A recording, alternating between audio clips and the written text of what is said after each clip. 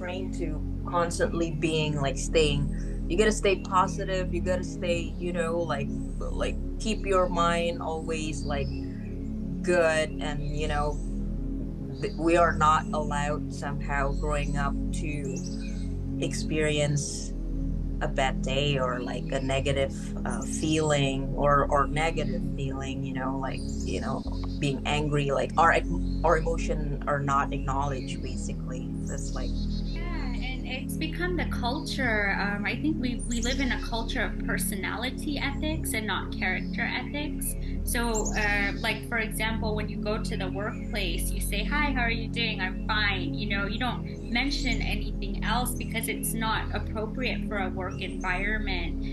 The problem with that is a lot of people internalize that and apply that in unhealthy ways to all aspects of their life. They generalize that. So then even when you're with a friend or somewhere that is a safe space to say, hey, and not even ask for help or anything. Sometimes people just, when something has happened that elicits a negative emotional response that remains beyond the incident, you just need to talk about it and be validated in your experience, and that in itself is healing, and it's enough for you to just let it go and move right. on. And then when we bury this stuff, it festers, and then later it hemorrhages, depending on how much stuff we've been stuffing into that trunk, whether it's from childhood or our day at work. At some point it's gonna just come out, in a way that really isn't socially acceptable. So it's just a lot healthier, and you can't even spiritually ascend when you're muting everything out. That's the biggest block to spiritual ascension, is not honoring your feelings, because then it's like you don't know how to acknowledge your feelings when you are trying to channel and expand your higher self embodiment. You get feelings and you get confused. That's a good point. The part when you say when you don't acknowledge, it's a big block to your spiritual growth. That's really something that people should hear, I think.